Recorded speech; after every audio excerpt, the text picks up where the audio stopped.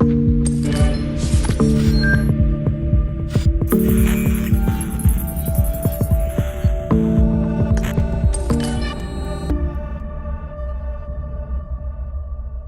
tudo bem? Neste módulo 1, eu convido você a estudar comigo em relação aos aspectos importantes de um conselheiro. Quais são os aspectos importantes de um conselheiro? Neste módulo, nós vamos abordar, por exemplo, a importância do aconselhamento na igreja. Será que a igreja é apenas um lugar que você entra mudo e sai calado? Será que a igreja é um lugar apenas que você vai lá, ouve alguns louvores, ora, faz as suas preces e ouve uma boa palavra e vai para casa?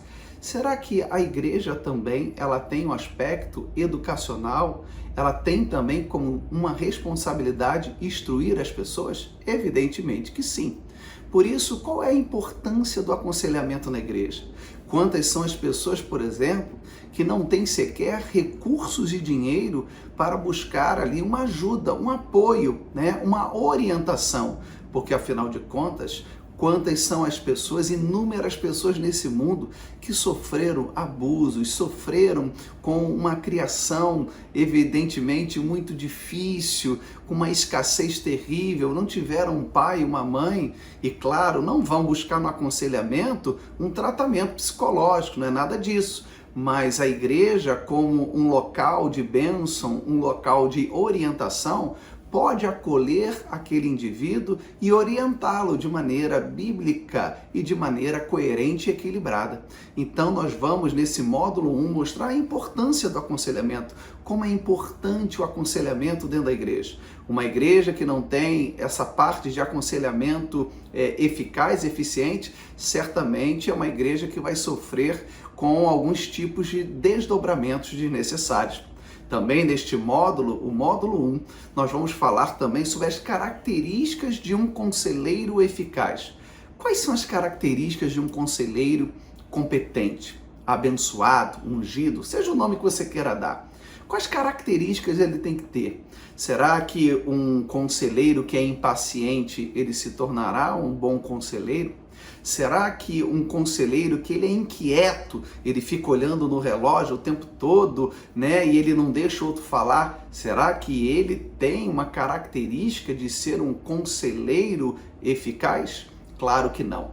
Nós vamos abordar algumas características do tipo: ele tem que ter empatia, ele tem que ter, claro, um senso crítico, moral e ético. Esse conselheiro também, ele tem que trabalhar o que chamamos de confrontação empática, ou seja, ele ouve a história, ele não precisa concordar, mas ele não está ali para julgar ninguém, ele tem que suspender o julgamento e confrontar aquela pessoa de uma maneira empática, de maneira que ele se coloque no lugar dela, mas não deixe de confrontá-la.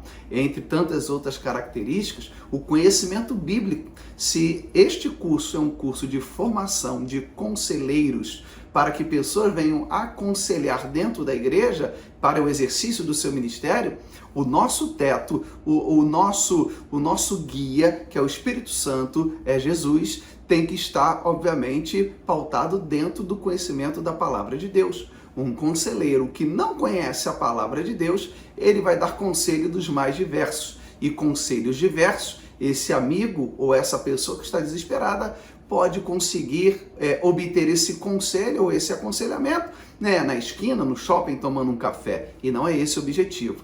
O conselho que viemos dar, ele tem que ter base bíblica. O teto é a palavra de Deus, a orientação e a luz para aquela pessoa que está nos procurando e se encontra desesperada, é a palavra do Senhor.